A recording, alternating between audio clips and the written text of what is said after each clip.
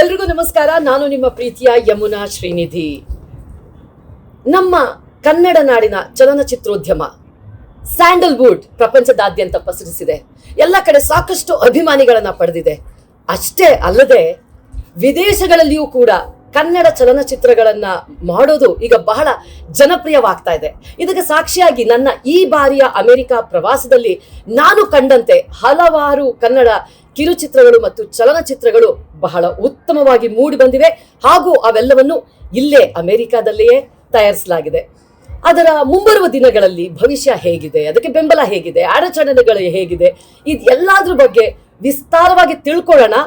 ಇಲ್ಲಿಯೇ ಚಲನಚಿತ್ರಗಳನ್ನ ನಿರ್ಮಾಣ ಮಾಡ್ತಾ ಇರುವಂತಹ ನಿರ್ದೇಶಕರು, ನಿರ್ಮಾಪಕರು, ಕಲಾವಿದರು ನಮ್ಮ ಕನ್ನಡ ನಾಡಿನಿಂದ ಬಂದು ಅಮೆರಿಕಾದಲ್ಲಿ ನೆಲೆಸಿದ್ದಾರೆ. ಅವರಿಂದನೇ ಕೇಳೋಣ ಬನ್ನಿ.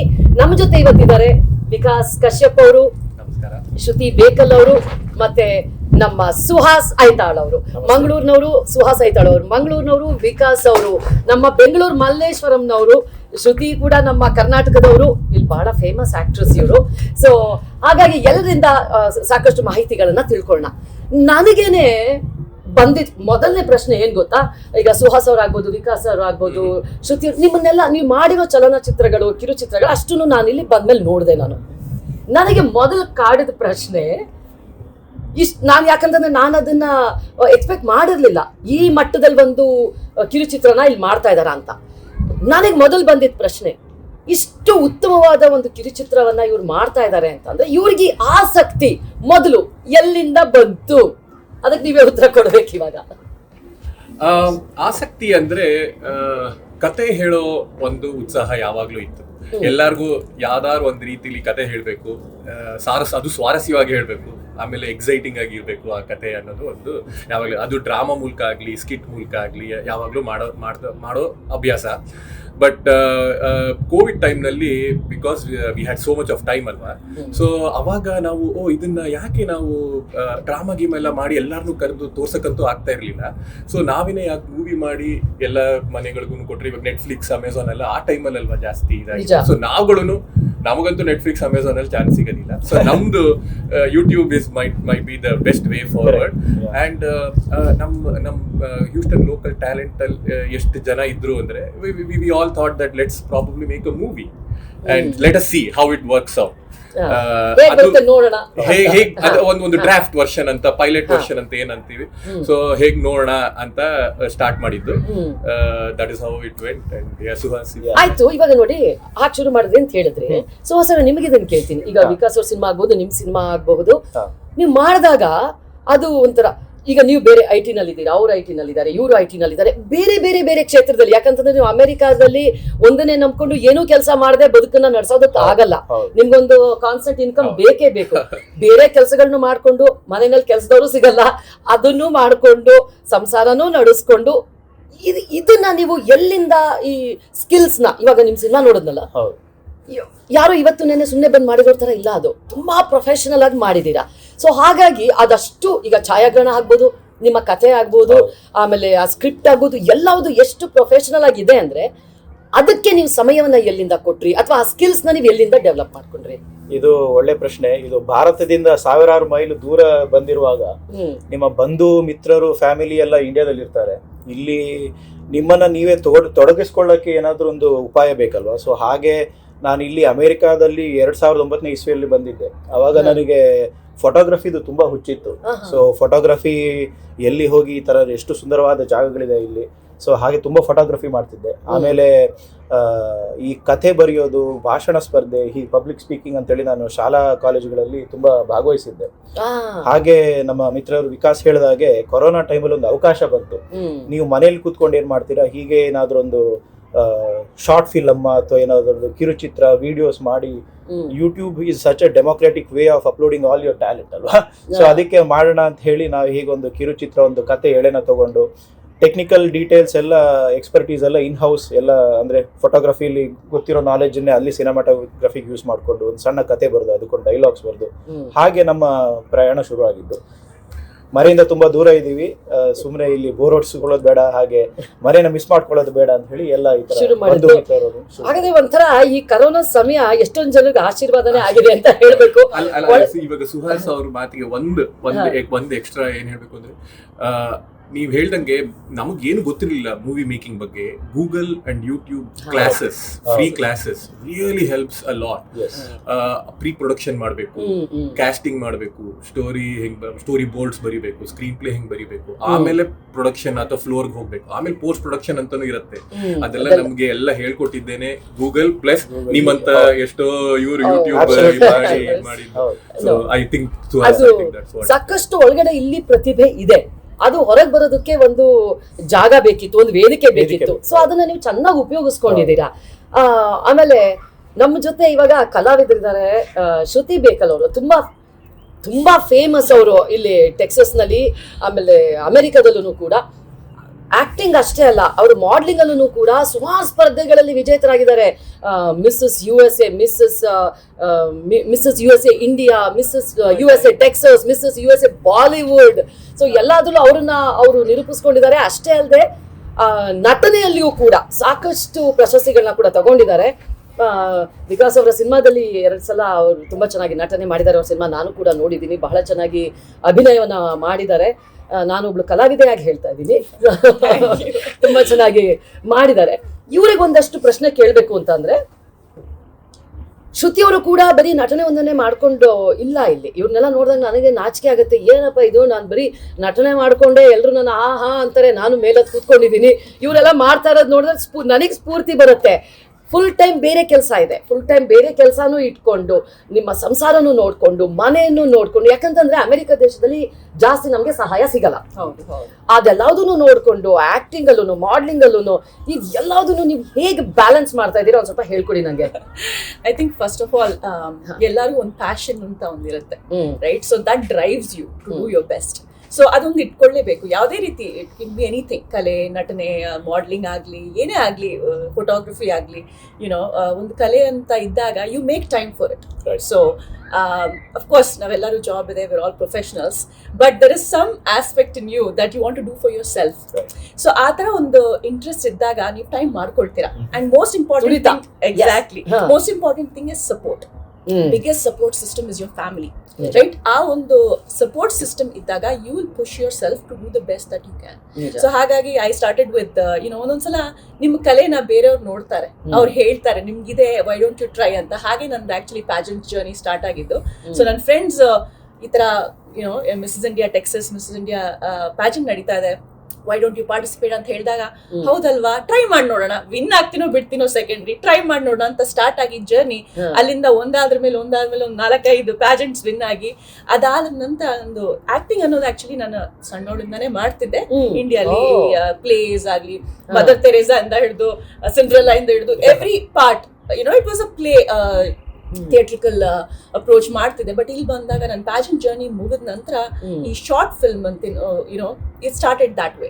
So short film, of course acting ನಲ್ಲೂ ಸ್ಟೇಜ್ ಪ್ಲೇಸ್ ಕಂಪ್ಲೀಟ್ಲಿ ಡಿಫ್ರೆಂಟ್, ನೀವು ಇನ್ನೂ ಎಲಾಬರೇಟ್ ಆಗಿ ಮಾಡ್ಬೇಕಾಗತ್ತೆ. ವೆರಸ್ ಮೂವಿ ಕ್ಯಾಮ್ರಾ ನಿಮ್ಮ ಮುಖ ಹತ್ರ ಇದ್ದಾಗ ನಿಮ್ಮ every emotion is captures it. So ಅದರಿಂದ ತುಂಬಾ ಕೇರ್ಫುಲ್ ಆಗಿ ಆ ಇಮೋಟ್ ಮಾಡ್ಬೇಕಾಗತ್ತೆ. So it's a challenging journey. So ಅದಕ್ಕೆ ಸ್ವಿಚ್ ಆಯ್ತು. ಸೊ ಹಾಗೆ ನನ್ನ ಇಂಟ್ರೆಸ್ಟ್ ಡೆವಲಪ್ ಆಯ್ತು, ಅಪರ್ಚುನಿಟೀಸ್ ಬರ್ತಿದ್ದಂಗೆ ಸ್ಟಾರ್ಟೆಡ್ ಡೂಯಿಂಗ್ ಇಟ್. ಇವಾಗ ಗೊತ್ತಾಯ್ತು ಅದು ಎಲ್ಲಿಂದ ಶುರು ಆಯ್ತು ಅಂತ. ಆಮೇಲೆ ಪ್ರತಿಭೆ ಒಳಗಡೆ ಇದ್ರೆ ಅದು ಒಂದಲ್ಲ ಒಂದಿನ ಬೆಳಕಿಗೆ ಬಂದೇ ಬರುತ್ತೆ ಅನ್ನೋದಕ್ಕೆ ಇದೇ ಉದಾಹರಣೆ. ವಿಕಾಸ್ ಅವ್ರು ಮಾತಾಡೋದು ಒಂದು ಪಾಯಿಂಟ್ ಹೇಳಿದ್ರಿ ನೀವು, ನಮ್ ಸಿನಿಮಾನ ನೆಟ್ಫ್ಲಿಕ್ಸ್, ಅಮೆಜಾನು ಅದು ದೂರದ ಮಾತು, ಹಾಗಾಗಿ ನಾವಿಲ್ಲಿ ಶುರು ಮಾಡಿದ್ವಿ ಅಂತ ಒಂದು ಹೇಳಿದ್ರಿ. ಅದು ಸ್ವಲ್ಪ ಕಿವಿ ಚುರುಕಾಯ್ತು ನನ್ಗೆ. ನಿಮಗೆ ಯಾಕೆ ಹಾಗೆ ಅನ್ನಿಸ್ತಾ ಇದೆ? ಯಾಕಂದ್ರೆ ನೀವು ಮಾಡಿರೋ ಒಂದು ಇವಾಗ ಕೊಟ್ಟಿರೋ ಕ್ವಾಲಿಟಿ ಏನಿದೆ ಅಲ್ಲ, ಅಷ್ಟು ಉತ್ತಮ ದರ್ಜೆಯ ಒಂದು ಸಿನಿಮಾವನ್ನ ನೀವು ಮಾಡಿದೀರಾ. ಸೊ ಅದ್ಯಾಕೆ ನೆಟ್ಫ್ಲಿಕ್ಸ್, ಅಮೆಜಾನ್ಗೆ ಹೋಗಬಾರ್ದು ಅಥವಾ ಹೋಗಲ್ಲ ಅನ್ನೋ ಅನಿಸಿಕೆ ನಿಮ್ಗೆ? ಅನಿಸಿಕೆ ಯಾಕೆ ಅಂದ್ರೆ ಅವ್ರ ರಿಕ್ವೈರ್ಮೆಂಟ್ಸ್ ಏನಿದೆ ಅದು ಬೇರೆ ಇದೆ. ಅವ್ರದ್ದು ಕ್ಯಾಮ್ರಾ ಇದೆ ಯೂಸ್ ಮಾಡಬೇಕು, ನೀವು ಇಷ್ಟೇ ತಂಡದ ಇದು ಇರಬೇಕು, ಟೀಮ್ ಇರಬೇಕು, ಪ್ರೊಡಕ್ಷನ್ ಹೌಸ್ ಇರಬೇಕು. ಸೊ ದೀಸ್ ನಾವ್ ಇವಾಗ ಸದ್ಯಕ್ಕೆ ಏನ್ ಮಾಡ್ತಾ ಇದೀವೋ that is going to create a resume for us to create bigger. Next ಮುಂದೆ ಬರುವಂತಹ ನಿಮ್ಮ ಪ್ರಾಜೆಕ್ಟ್ ಇವಾಗ ಯಾರೋ ಒಬ್ರು ನೆಟ್ಫ್ಲಿಕ್ಸ್ ಅಲ್ಲಿ ಪ್ರೊಡ್ಯೂಸ್ ಮಾಡೋ ಅಂತ ಒಬ್ರು ಪ್ರೊಡಕ್ಷನ್ ಹೌಸ್ ಇತ್ತು, ನಾನು ನನ್ ಮೂವಿನ ಅಥವಾ ಸುಹಾಸ್ ಮೂವಿನ ಹೋಗಿ ತೋರಿಸಿ ಅವ್ರಿಗೆ ನೋಡಿ ಈ ತರ ನಾವು ಮಾಡಿದೀವಿ, ಬರೀ ಒಂದು ಐಫೋನ್ ಅಲ್ಲೋ ಅಥವಾ ಒಂದು ಚಿಕ್ಕ ಕ್ಯಾಮರಾ ಈ ತರ ಮಾಡಿದೀವಿ ಅಂದ್ರೆ ಅವರು ನಮಗೆ ಬೇರೆ ವ್ಯವಸ್ಥೆಗಳು ಚೆನ್ನಾಗಿ ಸಿಕ್ಕಿದ್ರೆ ನಾವು ಈ ರೀತಿ ಮಾಡಬಹುದು. ನನ್ನ ಕಥೆನ ದೊಡ್ಡ ರೂಪದಲ್ಲಿ ನೆಟ್ಫ್ಲಿಕ್ಸ್ ಅಥವಾ ಅಮೆಝಾನ್ ಅಲ್ಲಿ ತೋರಿಸ್ತೀವಿ.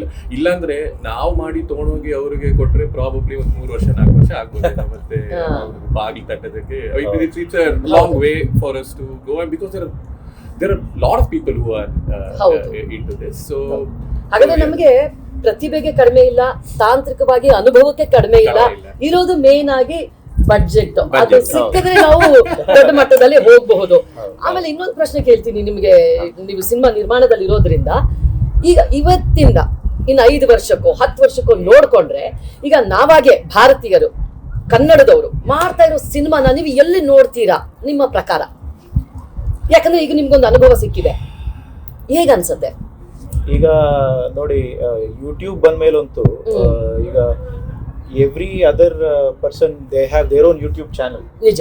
ಯೂಟ್ಯೂಬ್ ಮುಖಾಂತರನೇ ಸ್ಟ್ಯಾಂಡ್ ಅಪ್ ಕಾಮಿಡಿ ಮಾಡೋದು ಅಥವಾ ನ್ಯೂಸ್ ಮಾಡೋದು, ಹೌದು, ಈ ತರ it has become such a democratic way. ಆ ತರ ಅದರಿಂದಾಗಿ ತುಂಬಾ ಪ್ರತಿಭೆಗಳು ಹೊರಗಡೆ ಬರ್ತಾ ಇದೆ. ಹೌದು. ಸೊ ಇದರಿಂದ ಒಂದು ಅಡ್ವಾಂಟೇಜ್ ಏನಂತ ಹೇಳಿದ್ರೆ, ನೀವು ಅಲ್ಲಿಂದ ಬೆಳಿಬಹುದು. ಈಗ ಯೂಟ್ಯೂಬ್ ಇಂದ ನೆಟ್ಫ್ಲಿಕ್ಸ್, ಅಮೆಝಾನ್ ಅಥವಾ ಫುಲ್ ಫ್ಲೆಡ್ಜ್ ಮೂವಿ ಇದರಲ್ಲೂ ಮಾಡ್ಬೋದು.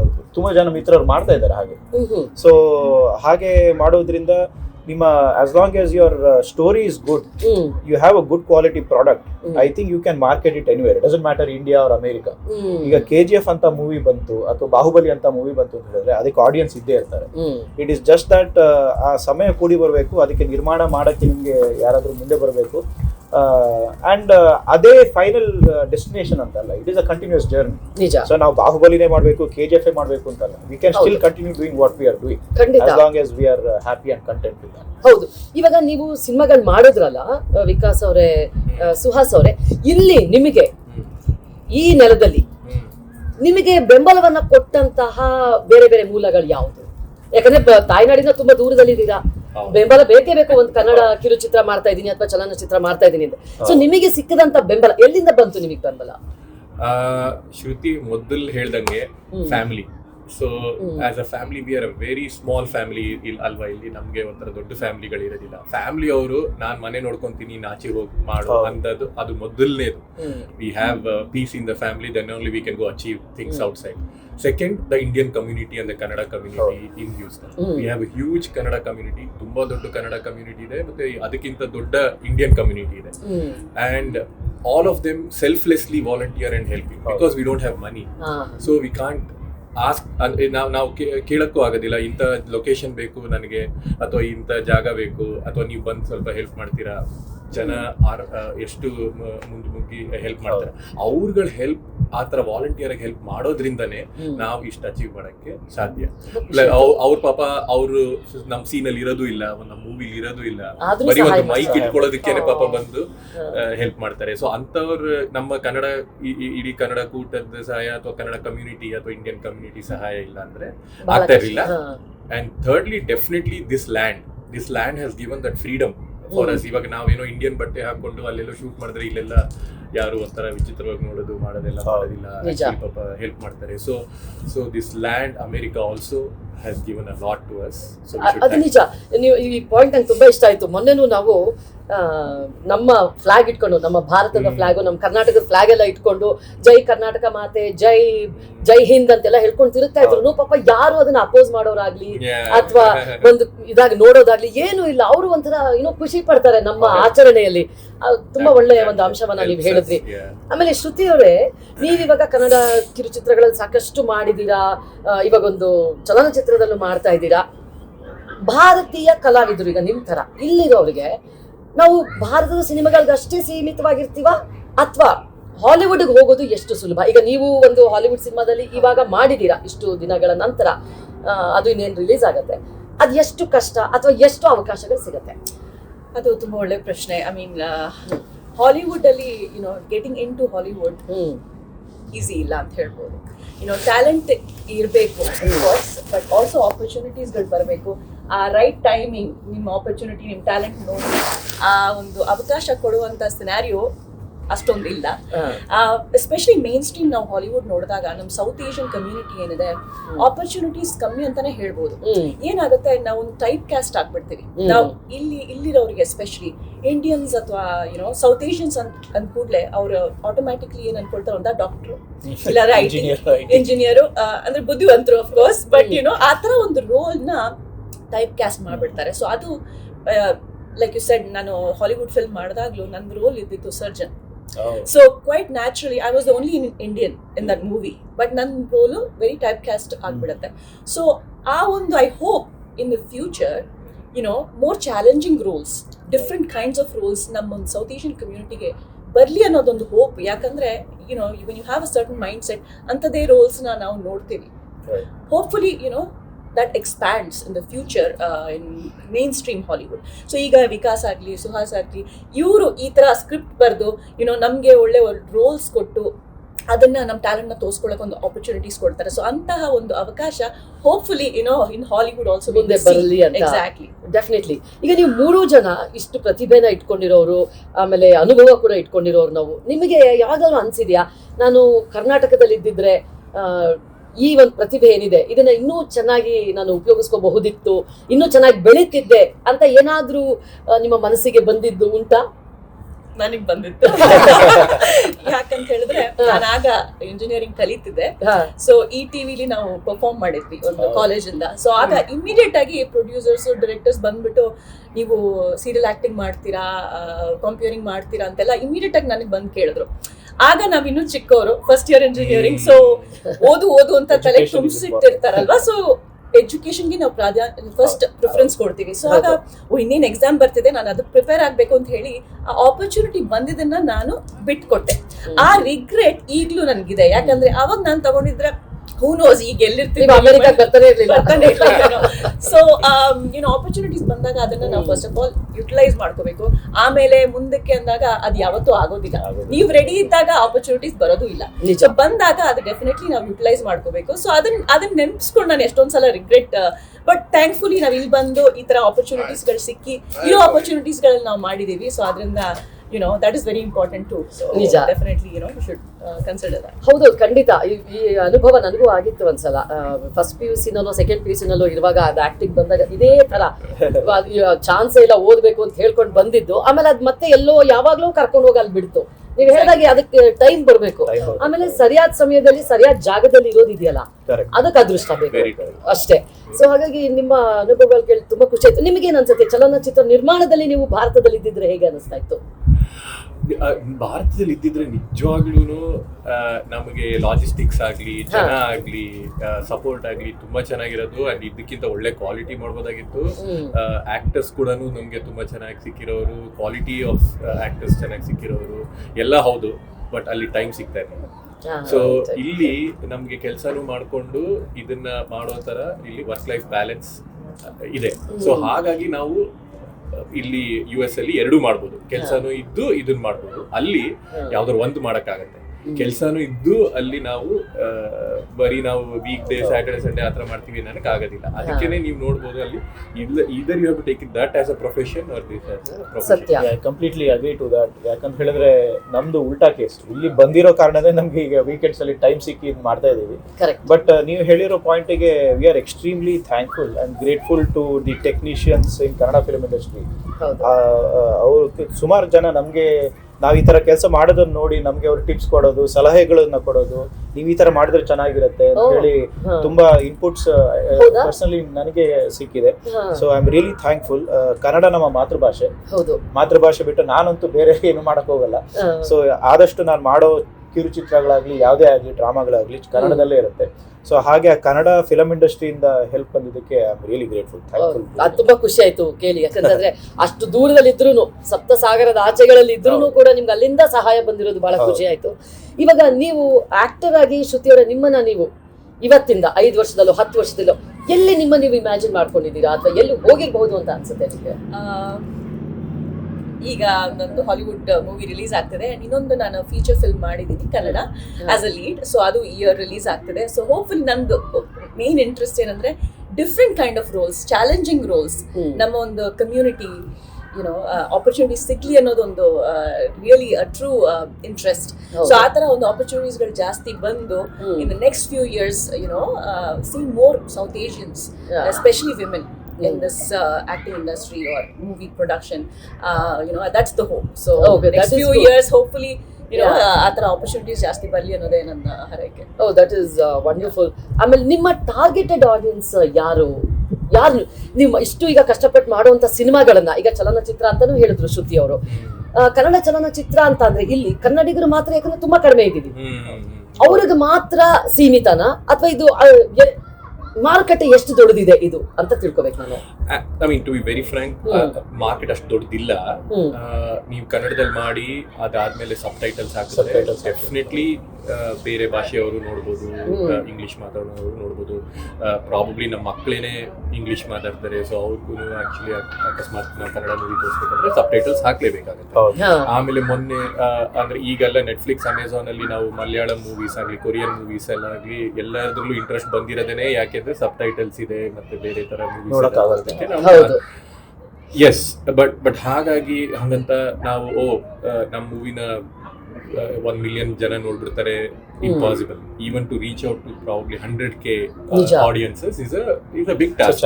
ಇವಾಗ 15 ಸೆಕೆಂಡ್ ಅಥವಾ 30 second reel is what people consume, right? Even for them to ask, ನಾನೇನಾದ್ರು 15 ನಿಮಿಷದ ಮೂವಿ ಮಾಡಿದೀನಿ ಅಂದ್ರೆ ಅದ್ರಲ್ಲಿ ಯಾರಿದ್ದಾರೆ ಅಂತ ಕೇಳ್ತಾರೆ, ಯಾರ್ಯಾರು ಗೊತ್ತಿರೋ ಹೆಸರಿಲ್ಲ ಅಂದ್ರೆ they won't even watch, right? ನಮ್ಮ ಮನೆಯವರು, ನಮ್ಮ ಫ್ಯಾಮಿಲಿ, ನಮ್ಮ ಫ್ರೆಂಡ್ಸ್ ವಿಕಾಸ್ ಮಾಡಿದ್ದೇನೆ ಅಂತ ಪ್ರಾಬಬ್ಲಿ ನೋಡೋ ಅನ್ನೋ ಒಂದು ಇದಿದೆ. ಬಟ್ ಬಾಯ್ ಮಾತು ತುಂಬಾ ಇಂಪಾರ್ಟೆಂಟ್. ನೀವು ವಿಕಾಸ್ ಮೂವಿ ನೋಡಿದೆ ಅಂತ ಮುಂದೆ ಹೇಳ್ಕೊಂಡು ಹೋದಾಗ that will help us a lot, and that has helped actually too. And ನಮ್ಗೆ ಅದೇ ತರ ಒಂದು ಮೂವಿಗೆ 7,000 ವ್ಯೂಸ್ ಇಂದ ಸ್ಟಾರ್ಟ್ ಮಾಡಿದ್ದು. ಸೆಕೆಂಡ್ ಮೂವಿ ಮಾಡಿದಾಗ ನಮ್ದು 15,000 ವ್ಯೂಸ್, 20,000 ವ್ಯೂಸ್ ಬೆಂಗಳೂರಲ್ಲಿ ನೋಡಕ್ ಸ್ಟಾರ್ಟ್ ಮಾಡಿದ್ರು ಜನ. So hopefully the next movies we will be able to reach out better. ನಮಗೂ ಗೊತ್ತಾಗತ್ತೆ ಯಾವ ತರ ಕತೆಗಳು ಬರೆದ್ರೆ ಮತ್ತೆ ಬೇರೆ ತರ ಆಡಿಯನ್ಸ್ ರೀಚ್ ಔಟ್ ಮಾಡಬಹುದು ಅಂತ ಗೊತ್ತಾಗುತ್ತೆ. And probably some stars like you act probably will reach out to a better audience. ಇಲ್ಲ, ಇವತ್ತು ಮನಸ್ಸು ಬಿಚ್ಚಿ ನಮ್ಮ ಜೊತೆಗೆ ಸಾಕಷ್ಟು ಅಂಶಗಳನ್ನ ಹಂಚಿಕೊಂಡಿದ್ದಾರೆ. ಒಳ್ಳೆ ಒಂದು ತಂಡ, ತುಂಬಾ ಪೊಟೆನ್ಶಿಯಲ್ ಇರುವಂತಹ, ಪ್ರತಿಭೆ ಇರುವಂತಹ ತಂಡ ಇವತ್ತು ನಮ್ಮ ಕನ್ನಡಿಗ ವೀಕ್ಷಕರೊಂದಿಗೆ ತುಂಬಾ ಚೆನ್ನಾಗಿ ಅವರವರ ಅನಿಸಿಕೆಗಳು, ಅವರ ಅನುಭವಗಳು ಎಲ್ಲದನ್ನು ಹಂಚ್ಕೊಂಡಿದ್ದಾರೆ. ನಿಮ್ಗೆ ತುಂಬಾ ಥ್ಯಾಂಕ್ಸ್ ವಿಕಾಸ್ ಅವರೇ, ಸುಹಾಸ್ ಅವರೇ, ಶ್ರುತಿ ಅವರೇ. ಆಮೇಲೆ I wish you all the best. ನಮ್ಮ ಸಮಸ್ತ ಕನ್ನಡಿಗರ ಪರವಾಗಿ ನಿಮಗೆ, ಅದು ವಿದೇಶದಲ್ಲಿ ನೀವು ಪಾಶ್ಚಿಮಾತ್ಯ ದೇಶದಲ್ಲಿ ಕೂತ್ಕೊಂಡು ಕನ್ನಡನ ಉಳಿಸ್ತಾ ಇದ್ದೀರಾ, ಕನ್ನಡನ ಬೆಳೆಸ್ತಾ ಇದ್ದೀರಾ, ಕನ್ನಡ ಸಿನಿಮಾಗಳನ್ನ ಮಾಡ್ತಾ ಇದ್ದೀರಾ, ನಿಮ್ಗೆ ತುಂಬಾ ಒಳ್ಳೇದಾಗ್ಲಿ ಅಂತ ನಾನು ಕೇಳ್ಕೊಳ್ತೀನಿ. ಥ್ಯಾಂಕ್ ಯು, ಧನ್ಯವಾದಗಳು ಯಮನ ಅವರೇ. ನೀವು ಇವತ್ತು ಬಂದು ನಮ್ಗೆ ಈ ತರ ಆಪರ್ಚುನಿಟಿ ಕೊಟ್ಟಿದ್ದು. ವಿಕಾಸ್ ಹೇಳಿದಂಗೆ ನಿಮ್ಮಂತವರು ನಮ್ಮಂತಹ ಕಿರುಚಿತ್ರಗಳಲ್ಲಿ ಅಥವಾ ಚಿತ್ರಗಳಲ್ಲಿ ಆಕ್ಟ್ ಮಾಡಿದ್ರೆ I think it will elevate our movie making experience. Thank you for the opportunity. Thank you. So ನಾವು ಇಷ್ಟೊತ್ತು ಕೇಳಿ ತಿಳ್ಕೊಂಡ ಹಾಗೆ ಅಮೆರಿಕದಲ್ಲೇ ಸಾಕಷ್ಟು ಕಿರುಚಿತ್ರಗಳು, ಚಲನಚಿತ್ರಗಳು, ಕನ್ನಡದ ಕೆಲಸಗಳು ಬಹಳ ನಡೀತಾ ಇದೆ. ಇದಕ್ಕೆ ತುಂಬ ಜನ ತೆರೆಯ ಹಿಂದ್ಗಡೆ ನಿಂತು ಬೆಂಬಲವನ್ನು ನೀಡ್ತಾ ಇದ್ದಾರೆ, ವಿಮರ್ಶೆಗಳನ್ನ ಕೊಡ್ತಾ ಇದ್ದಾರೆ, ಎಲ್ಲ ರೀತಿಯ ಉತ್ಸಾಹವನ್ನು ತುಂಬ್ತಾ ಇದ್ದಾರೆ. ಅಂಥ ಒಬ್ಬರು ಕನ್ನಡಿಗ ನಮ್ಮ ಜೊತೆ ಇದ್ದಾರೆ, ಆನಂದ್ ಆರ್ಯ ಅವರು. ಈ ನಿಟ್ಟಿನಲ್ಲಿ ಅವರ ಅನಿಸಿಕೆ ಏನು ಅನ್ನೋದನ್ನು ತಿಳ್ಕೊಳ್ಳೋಣ. ಆನಂದ್ ಅವರೇ, ನೀವು ಇಲ್ಲಿ ನಡೆಯುವಂಥ ಈ ಕಿರುಚಿತ್ರಗಳಾಗ್ಬೋದು, ಚಲನಚಿತ್ರಗಳಾಗ್ಬೋದು, ನೀವು ತುಂಬ ಇನ್ವಾಲ್ವ್ ಆಗಿದ್ದೀರಾ. ಆಮೇಲೆ ಇಲ್ಲಿ ನಡೆಯುವಂತಹ ಈ ಚಲನಚಿತ್ರೋತ್ಸವಗಳೇನಿದೆ ಅದರಲ್ಲಿ ನೀವು ವಾಲಂಟಿಯರ್ ಆಗಿ ಅಥವಾ ಒಂದು ಬೆಂಬಲ ಕೊಡೋದಕ್ಕಾಗಲಿ ಇನ್ವಾಲ್ವ್ ಆಗಿದ್ದೀರಾ.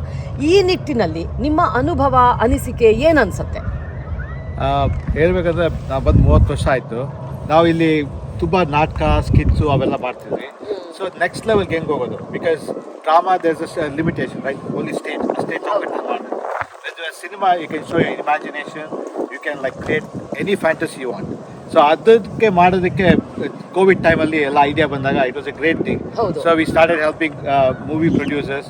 ಓಕೆ, ನಾವು ಮಾಡ್ತೀವಿ, ಏನು ಬೇಕು ಹೆಲ್ಪ್ ಬೇಕು, ಎನಿ ಕೈಂಡ್ ಆಫ್ ಹೆಲ್ಪ್ ಬೇಕು. ಓಕೆ, ಅವ್ರಿಗೆ ಫ್ಯಾನ್ ಹಿಡಿಬೇಕಾ ಗಾಳಿ ಸೀನ್ಗೆ, ಅಥವಾ ಕ್ಯಾಮ್ರಾ ಇಂದ ರೆಕಾರ್ಡ್ ಮಾಡ್ಕೋಬೇಕಾ, ಅಥವಾ ಸ್ಕ್ರೀನ್ ಮೇಲೆ ಯಾವ ಶಾರ್ಟ್ ಇದು ಬರ್ಕೊಳ್ಳೋಕ್ಕೆ, ಅದಕ್ಕೆ ಮಾಡಿದ್ವಿ. ಸೊ ನಮಗೂ ಒಂದು different kind of exposure, because you have acted in drama, dance ಎಲ್ಲ.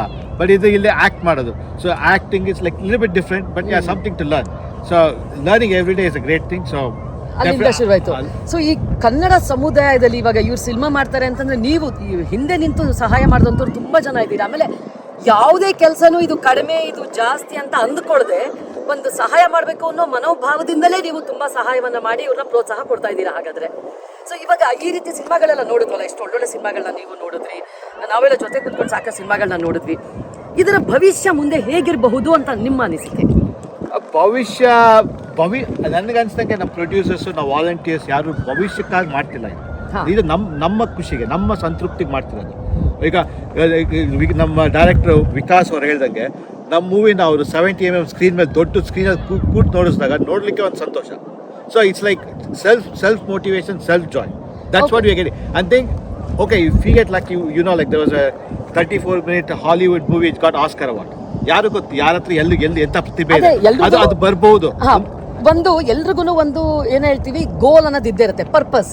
ಎಲ್ಲದಕ್ಕೂ ಒಂದು ಪರ್ಪಸ್ ಅನ್ನೋದು ಇದ್ದೇ ಇರುತ್ತೆ. ಈಗ ಸಾಕಷ್ಟು ಕೆಲಸ ನಾವು ನಮ್ಮ ಖುಷಿಗೆ ಮಾಡಿದ್ರು ಇವಾಗ ನಿರ್ಮಾಪಕನ ಕೇಳಿದಾಗ ಅವರ ನೋವು ಅವ್ರಿಗೆ ಗೊತ್ತಿರುತ್ತೆ, ಯಾಕಂದ್ರೆ ಸಾಕಷ್ಟು ಹಣ ಹಾಕಿರ್ತಾರೆ. ಆಮೇಲೆ ತುಂಬಾ ಜನ ಇವಾಗ ಶ್ರುತಿ ಅವರು ಮಾತಾಡಿದ್ರು, ಹೌಸ್ ವೈಫ್ಸ್ ಅಥವಾ ಕೆಲಸ ಮಾಡೋರು 5-6 ತಿಂಗಳು. ಈಗ ಸುಹಾಸ್ ಅವರು ಹೇಳಿದ್ರು ಎಷ್ಟು ಅವರು ಅದ್ರ ಬಗ್ಗೆ ಕೆಲಸ ಮಾಡಿರ್ತಾರೆ, ಕಷ್ಟ ಅನುಭವಿಸಿರ್ತಾರೆ, ಅವರ ಒಂದು ಅನುಭವಗಳನ್ನ ಹಾಕಿರ್ತಾರೆ, ಸಮಯವನ್ನ ಹಾಕಿರ್ತಾರೆ, ದುಡ್ಡನ್ನ ಹಾಕಿರ್ತಾರೆ. ತುಂಬ ಕಷ್ಟಪಟ್ಟು ಸಿನಿಮಾ ಮಾಡಿದಾಗ ಅದು ಖಂಡಿತವಾಗಿಯೂ ಇಷ್ಟು ಜನ ನೋಡಬೇಕು, ಇದು ಮೆಚ್ಚುಗೆಯನ್ನು ಗಳಿಸ್ಬೇಕು ಅನ್ನೋ ಒಂದು ಪರ್ಪಸ್ ಎಲ್ರಿಗೂ ಇದ್ದೇ ಇರುತ್ತೆ. ಸೊ ಆ ನಿಟ್ಟಿನಲ್ಲಿ ನಾನು ಕೇಳಿದ್ದು, ಈ ರೀತಿಯಾಗಿ ಕಷ್ಟಪಟ್ಟು ಇಷ್ಟೆಲ್ಲ ಒಂದು ಏನು ಹೇಳ್ತಾರೆ ಕಷ್ಟದಿಂದ ಮಾಡಬೇಕಾದ್ರೆ ಅದರ ಒಂದು ಎಂಡ್ ಪಾಯಿಂಟ್ ಅಥವಾ ಅದರ ಒಂದು ಭವಿಷ್ಯ, ಅದರ ಎಲ್ಲಿ ನೋಡೋಕೆ ನೀವು ಇಷ್ಟಪಡ್ತೀರಾ? ಐ ಮೀನ್ ಇದು ಬೇಸಿಕಲಿ ಐ ಥಿಂಕ್ ಕನ್ನಡಿಗರು US ಅಲ್ಲಿ about 1.6 lakhs ಏನೋ ಇದ್ದಾರೆ. ಸೊ ಇವಾಗ ನಮ್ಮ ಹ್ಯೂಸ್ಟನ್ ಫಸ್ಟ್ ಲಾಸ್ಟ್ ಇಯರ್ ಆಸ್ಟ್ರೇಲಿಯಲ್ಲಿ ಆದಾಗ ಒಂದು 100-200 ಜನ ಇದ್ರು. ಈ ಸರಿ 800 ಜನ ಸೇರಿಸಿದ್ವಿ. So you know the 1.6 lakhs ಅದರಲ್ಲಿ 1 ಲಕ್ಷ ಜನ ಬಂದು ನೋಡಿದ್ರು it will reach a big scale. And then ನೀವಂತ ಕನ್ನಡಿಗರು ಹಿಂದೆ ಕರ್ನಾಟಕದಲ್ಲಿ ಇಟ್ಕೊಂಡು ಸಪೋರ್ಟ್ ಮಾಡೋದ್ರಿಂದ ನೀವು ಎಲ್ಲ ಒಂದು ಬೆಂಬಲ ಮಾಡಿದ್ರೆ I think it's going to reach skies. I mean, basically, we can put it on YouTube. They can get like remuneration for that. ಪ್ರತಿಭೆ ಇದೆ, ಪೊಟೆನ್ಷಿಯಲ್ ಇದೆ, ಆಮೇಲೆ ತಾಂತ್ರಿಕವಾಗಿ ಎಲ್ಲರೂ ತುಂಬಾನೇ ತಿಳ್ಕೊಂಡಿದ್ದಾರೆ. ಸೊ ಇಷ್ಟೆಲ್ಲ ಇರಬೇಕಾದ್ರೆ ಇದು ಖಂಡಿತವಾಗಿಯೂ ವಿಶ್ವದಾದ್ಯಂತ ಹರಡಬೇಕು, ಇದು ಮನೆ ಮಾತಾಗಬೇಕು, ಇವ್ರ ಕೆಲಸಗಳು ಕೂಡ ಎಲ್ರಿಗೂ ರೀಚ್ ಆಗಬೇಕು ಅನ್ನೋ ಆಸೆ ನಮ್ಗಳಿಗೂ ಇರುತ್ತೆ, ನಿಮಗೂ ಇರುತ್ತೆ. ಸೊ ಆ ಮಟ್ಟಿಗೆ ಹೋಗೋದನ್ನ ನೋಡ್ತೀವಿ ಅಂತ ಅನ್ಸುತ್ತೆ. ಖಂಡಿತ ಮುಂದೆ ಹಾಗೆ ಆಗುತ್ತೆ. ಆನಂದ್ ಅವರೇ, ಸೊ ನಿಮ್ಮ ಅನಿಸಿಕೆಗಳನ್ನ ನೀವು ತುಂಬ ಚೆನ್ನಾಗಿ ಹೇಳಿದ್ರಿ. ಆ್ಯಂಡ್ ನೀವು ಯಾವ ರೀತಿ ಇನ್ವಾಲ್ವ್ ಆಗಿದ್ದೀರಾ, ಯಾವ ರೀತಿ ಬೆಂಬಲವನ್ನು ಕೊಡ್ತಾ ಇದ್ದೀರಾ ಅಂತ. ಯಾಕಂದರೆ ನಿಮ್ಮಂಥವ್ರ ಬೆಂಬಲ ಇಲ್ಲದೆ, ನೋಡಿ ಸುಹಾಸ್ ಅವರು ಹೇಳಿದ್ರು, ವಿಕಾಸ್ ಅವರು ಹೇಳಿದ್ರು, ನಮಗೆ ಮೇನಾಗಿ ಸಿಕ್ಕಿದ್ದು ನಮ್ಮ ಸಮುದಾಯದ, ನಮ್ಮ ಕನ್ನಡ ಸಮುದಾಯದ, ನಮ್ಮ ಭಾರತೀಯ ಸಮುದಾಯದವರದಿಂದ ನಮಗೆ ಸಿಕ್ಕಿದಂಥ ಬೆಂಬಲ ಏನಿದೆ ಅದಕ್ಕೆ ತುಂಬ ನಾವು ಧನ್ಯರು ಅಂತ ಹೇಳಿದ್ರು. ಅದು ನಿಮ್ಮಂಥ ಸ್ವಯಂ ಸೇವಕರಿಂದ ಬರುವಂಥದ್ದು ಅಲ್ಲ, ಅದು ನಾವೆಲ್ಲ one team, we are like ಒಂದು ತಂಡ. So it doesn't matter, like Vikas direct ಮಾಡ್ಬೋದು, ಸುಹಾಸ್ ಡೈರೆಕ್ಟ್ ಮಾಡ್ಬೋದು, ಮತ್ತೊಬ್ರು ಡೈರೆಕ್ಟ್ ಮಾಡ್ಬೋದು. We could be like the focus committee organizing the event. We are all like one team. ಅದು ತುಂಬಾ ಖುಷಿ ಆಯ್ತು. one team. ಸೊ ಇಂಥ ತಂಡ ಇರಬೇಕಾದ್ರೆ ನೀವು ಯಾವತ್ತಾದ್ರೂ ಯೋಚನೆ ಮಾಡಿದ್ದೀರಾ, ಎಲ್ಲರೂ ಸೇರಿ ಅಥವಾ ಎಲ್ಲರೂ ಒಟ್ಟಿಗೆ ಪ್ರೊಡ್ಯೂಸ್ ಮಾಡಿ ಒಂದು ಟೀಮ್ ಮಾಡಿ ಒಂದು ತುಂಬಾ ಚೆನ್ನಾಗಿರೋ ಚಲನಚಿತ್ರವನ್ನ ಮಾಡಬೇಕು ಅಂತ ಏನಾದರೂ ಯೋಚನೆ ಬಂದಿದೆಯಾ? ಮಾತಾಡಿದ್ವಿ ಕೆಲವು ಪಾರ್ಟಿಗಳಲ್ಲಿ, ಗುಂಡು ತಗೊಂಡ್ಮೇಲೆ ಗೊತ್ತಿಲ್ಲ ನಿಜ ಆಗುತ್ತಾ ಇಲ್ಲೋ ನೋಡೋಣ. ಓಕೆ, ಸೊ ಎನಿವೇ ನೀವು ತುಂಬ ಸಂತೋಷ ಆಯಿತು ನನಗೆ. ಇನ್ನು ಕನ್ನಡ ಸಮುದಾಯದವರೆಲ್ಲ ಸೇರಿ, ಭಾರತೀಯರೆಲ್ಲ ಸೇರಿ ಇಷ್ಟರ ಮಟ್ಟಿಗೆ ಮುಂದುವರಿತಾ ಇದ್ದು ನೋಡಿದ್ದು ಭಾಳ ಸಂತೋಷ ಆಯಿತು ನನಗೆ.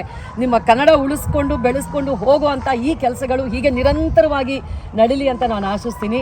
ತುಂಬ ಧನ್ಯವಾದಗಳು. ಧನ್ಯವಾದಗಳು ನನ್ನ ಜೊತೆ ಮಾತಾಡೋದಕ್ಕೆ, ನನ್ನ 2 ಒಪಿನಿಯನ್ ನಿಮ್ಮ ಜೊತೆ ಶೇರ್ ಮಾಡ್ಕೊಳ್ಳೋದಕ್ಕೆ ಅವಕಾಶ ಕೊಟ್ಟಿದ್ದಕ್ಕೆ ಥ್ಯಾಂಕ್ ಯು ಆನಂದ್, ಧನ್ಯವಾದಗಳು. ನಿಮ್ಮ ಕುಟುಂಬಕ್ಕೊಂದು ಪರಿಪೂರ್ಣ ಯೂಟ್ಯೂಬ್ ಚಾನಲ್. ಇಂಟ್ರೆಸ್ಟಿಂಗ್ ಮತ್ತು ಇನ್ಫಾರ್ಮೇಟಿವ್ ವಿಡಿಯೋಗಳನ್ನು ಮಿಸ್ ಮಾಡ್ಕೋಬೇಡಿ. ಈಗಲೇ ಸಬ್ಸ್ಕ್ರೈಬ್ ಮಾಡಿ.